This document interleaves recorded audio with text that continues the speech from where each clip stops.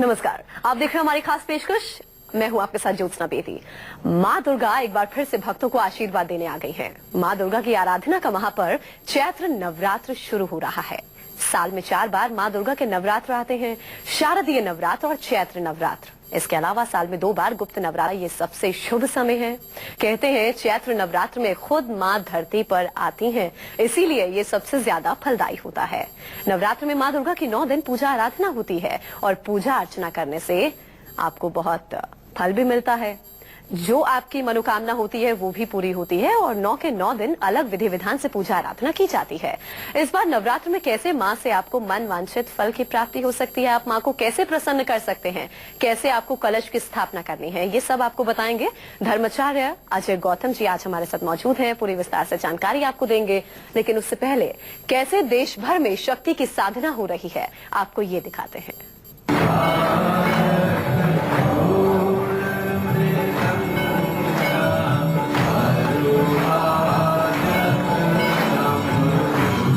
अगर पाना है मां का आशीर्वाद,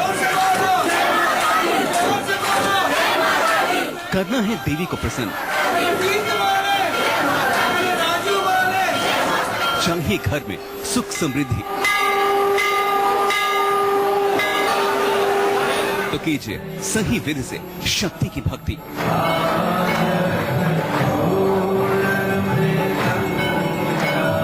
चैत्र नवरात्र में आदि शक्ति मां भवानी की होती है साधना। श्रद्धालु शक्ति की भक्ति में हो जाते हैं लीन। चैत्र नवरात्र देवी को है बहुत प्रिय।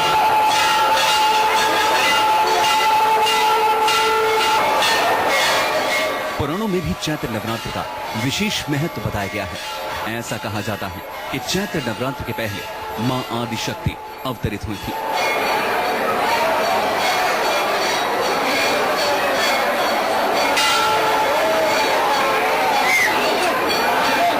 ब्रह्म पुराण के अनुसार इसी देवी ने ब्रह्मा जी को सृष्टि निर्माण करने के लिए कहा था।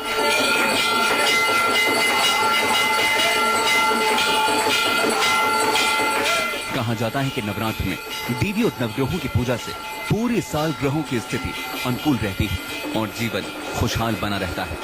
नवरात्र के 9 दिनों में देवी दुर्गा के 9 रूपों की पूजा की परंपरा सनातन काल से चली आ रही है। इन 9 दिनों में पवित्रता और शुद्धि का विशेष ध्यान रखा जाता है।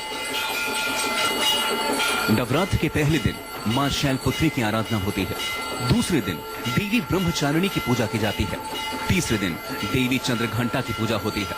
चौथे दिन मां दुर्गा के चौथे रूप देवी कुष्मांडा की पूजा होती है।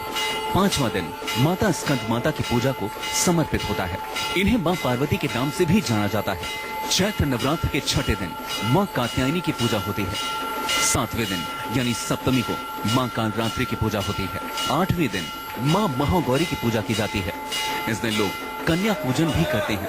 चैत्र नवरात्र के अंतिम दिन रामनवमी होती है। मानता है कि देवी दुर्गा को लाल रंग सर्व प्रिय है, इसलिए नवरात्र व्रतधारी लाल रंग के आसन, पुष्प और वस्त्र पहनते हैं। कहते हैं नवरात्र में घर में विधि पूर्वक कलश की स्थापना करनी चाहिए। कलश स्थापना से घर में सुख और शांति आती है, सकारात्मक ऊर्जा बहाल होती है। इसलिए इस नवरात्र कर लीजिए शक्ति की साधना।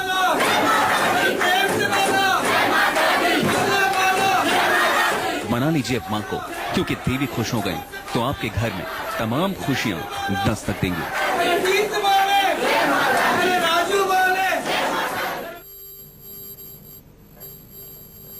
जी हाँ, तो अपनी हर मनोकामना की पूर्ति का और जीवन की हर परेशानी से निजात पाने का एक बहुत ही खास मौका है आप लोगों के पास, शक्ति की साधना करने का।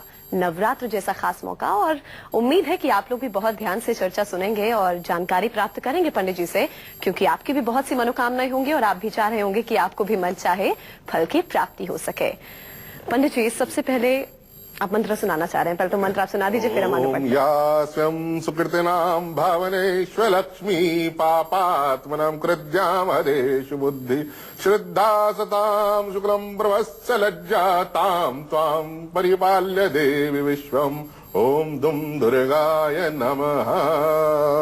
देखिए, सबसे पहले न्यूज 24 के सभी दर्शकों को विक्रमी संवत्सर 2074 की और नूतन नव वर्ष प्रारंभ होने की बहुत बहुत शुभकामनाएं। बहुत बहुत शुक्रिया पंडित जी। सबसे पहले आप दर्शकों का एक कंफ्यूजन दूर कीजिए। इस बार 2 तिथियों की बात सामने आ रही है, आज है नवरात्रि या फिर कल है, ये कंफ्यूजन क्यों है? देखिए, कंफ्यूजन हमारे यहाँ हमेशा 2 पक्ष रहे हैं, जो वैष्णव पक्ष है और दूसरा शाक्त पक्ष है।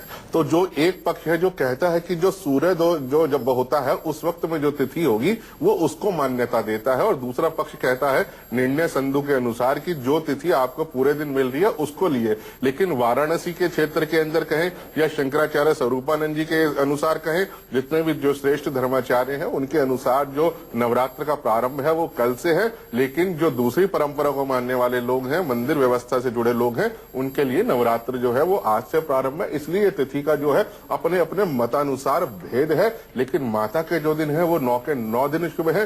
जब भी सच्चे हृदय से मन से माता को प्रसन्न करते हैं, माता आती है अपने भक्तों के कष्ट हरने के लिए और उनको आशीर्वाद देने के लिए। बिल्कुल, एक बहुत ही खास मौका होता है पंडित जी माँ को प्रसन्न करने का नवरात्र। कलश स्थापना की अगर मैं बात करूँ, एक बहुत महत्वपूर्ण हिस्सा होता है नवरात्र में माँ के, जब हम पूजा करते हैं पूरे विधि विधान से। कलश स्थापना हम कैसे करें, विधि क्या है और आखिर ये महत्वपूर्ण क्यों है? देखिए, कलश स्थापन समझ लीजिए, कलश का मतलब क्या है कि हमारा जो पृथ्वी है, इस पृथ्वी का जो 75% भाग है वो जल से भरा हुआ है। हमारा जो शरीर है उसमें 70% से अधिक भाग जल का होता है। तो जब कलश स्थापना करते हैं तो ये माना जाता है कि पूरा जो ब्रह्मांड है उस कलश के अंदर आ गया है। भगवान वरुण का आवाहन उसके अंदर किया जाता है।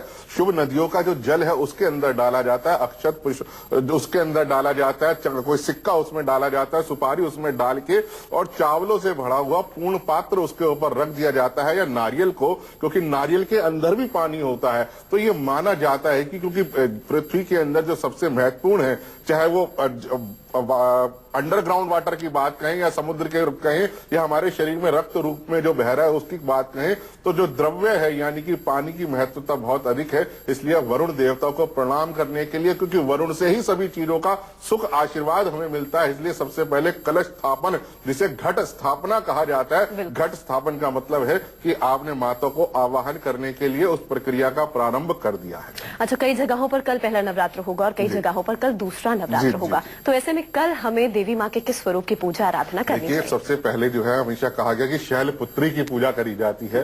तो जिन लोगों ने आज पहले नवरात्र को माना है तो वो आज शैलपुत्री की पूजा कर रहे हैं, और जिन्होंने कल माना है वो कल माता शैलपुत्री की पूजन को प्रारंभ करेंगे, जिसे शैलपुत्री कहा गया, जिसे हिमालय के रूप में कहा गया। वो माता, देखिए, जो 9 की 9 देवियां हैं उनका एक संक्षिप्त नाम कहा गया दुर्गा। दुर्गा माँ कौन है? जो दुर्ग के समान आपकी जो विपत्तियों से रक्षा करती है। कोई भी संकट जब आपके पास आता है तो दुर्ग के समान, दुर्ग का मतलब है एक अभेद किला, एक ऐसा कवच जिससे कोई भी विपरीत परिस्थितियों का नाश हो जाता है। दुर्ग के मामले में आपकी रक्षा करने वाली, और जो दुर्गतियां हैं, जो विसंगतियां हैं, जो आपके जीवन में संपदा, आरोग्य, धन धान्य, पुत्र पौत्र आदि को लेके अगर कोई कष्ट आपके जीवन में चल रहा है तो उन सबको हरने वाली जो माँ दुर्गा है, ये उसी के 9 अलग अलग रूपों की पूजा है। इसलिए पहले दिन माता शैलपुत्री का पूजन किया जाता है। कोई खास मुहूर्त भी है?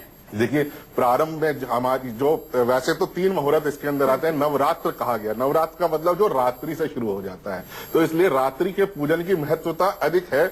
जैसे ही सनसेट होता है, सूर्यास्त के से जो 20 मिनट पहले और सूर्यास्त के 20 मिनट बाद, जिसको गोधूली की वेला कहा जाता है, उसके अंदर माता के रूप का शैलपुत्री का पूजन करना और उन बहुत ही आवश्यक है। उस समय के अंदर, उस समय संधि के अंदर करा गया जो पूजन है, उसका फल जो है वो शीघ्र ही मिलता है और बड़ा कल्याणकारी होता है। वैसे तो साफ है कि माता रानी जो है वो अपने भक्तों का ज्यादा ध्यान रखती है। कुछ भी भक्त को चाहिए होता है तो पता होता है, जी जी जी, और मिलता भी है। और साथ में नवरात्र जैसा खास मौका है आपके पास, तो आपको पूरे विधि विधान से पूजा आराधना करनी है। विधि आपको पंडित जी बता ही रहे हैं।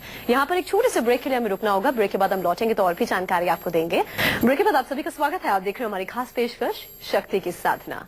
पंडित जी, अब जरा दर्शकों को ये बता दीजिए कि इन 9 दिनों के व्रतों में से कौन कौन से दिन का व्रत ज्यादा फलदायी है? देखिए, वैसे तो 9 के 9 दिन ही व्रत रखना श्रेष्ठ है। अगर जो लोग किसी कारण से नहीं रख पाते तो वो तो पहले दिन का व्रत रखना बहुत आवश्यक है, और जिस दिन आपने पूजन करना है उससे एक दिन का व्रत रखना। जैसे अगर अष्टमी मनाते हैं तो सप्तमी का व्रत आपको करना चाहिए, और आप नवमी पूजते हैं अपने घर में तो अष्टमी का व्रत आपको करना चाहिए। और देवी माँ को प्रसन्न करने के लिए, अपनी हर मनोकामना की पूर्ति के लिए हम कौन से मंत्र का जप करें? क्या खास भोग लगाएं? बहुत बहुत कल्याणकारी मंत्र है। देखिए, ओम दुम दुर्गाय नमः साधारण सा नाम मंत्र है, लेकिन इसकी बड़ी असीम शक्ति है। दुर्ग की तरह आपकी रक्षा करते हैं और दुर्गतियों का नाश करती है। दूसरा जो मंत्र है, ओम एम हीम क्रीम चामुंडाय विच्चे, ये जो मंत्र है अपने आप में बहुत अद्भुत है कि ओम एम ह्रीम क्लीम चामुंडाय विच्चे, इसकी माला आप अवश्य करिए। नवरात्रि है, रात्रि में इसका पारण करिए। और जो वेद का मंत्र है, ओम अम्बे अंबिके अंबालिके नमानयति कच्चना शतशवका सुभद्रिकाम कामपील वासिनी।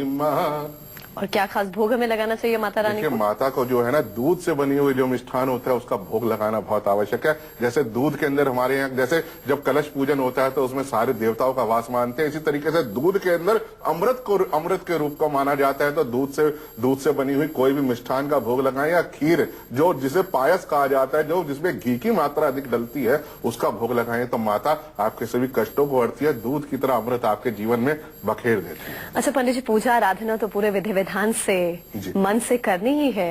ये भी बताइए कि कुछ सावधानियां भी हैं जो हमें बरतनी होती हैं? सावधानी का बहुत महत्व है, क्योंकि 9 दिनों के अंदर अगर हमें सबसे अधिक किसी चीज का महत्व है तो वो है पवित्रता। पवित्रता, चाहे वो मन की पवित्रता हो, चाहे वो तन की पवित्रता हो, चाहे वो पूजन सामग्री की पवित्रता हो। इन 9 के 9 दिनों के अंदर आपको किसी भी तरीके का क्रोध नहीं करना, आलस नहीं करना, द्वेष नहीं करना, ईर्ष्या नहीं करना, लालच नहीं करना। अपने मन को पवित्र करना है। जिस आसन पर बैठकर आपने पूजन करनी है उस आसन की शुद्धि का बहुत ध्यान रखना है। इसलिए पूजन सामग्री ऐसी चयनित करिए जो साफ हो, जो किसी भी तरीके से त्रुटिपूर्ण ना हो। बहुत बहुत शुक्रिया पंडित जी, आप स्टूडियो में आए और एक खास जानकारी आपने हमारे दर्शकों को दी। इसी के साथ इस खास पेशकश पे बस इतना ही। मन से पूजा कीजिएगा ताकि आपकी हर मनोकामना की पूर्ति हो और आपकी हर परेशानी से आपको निजात मिल सके।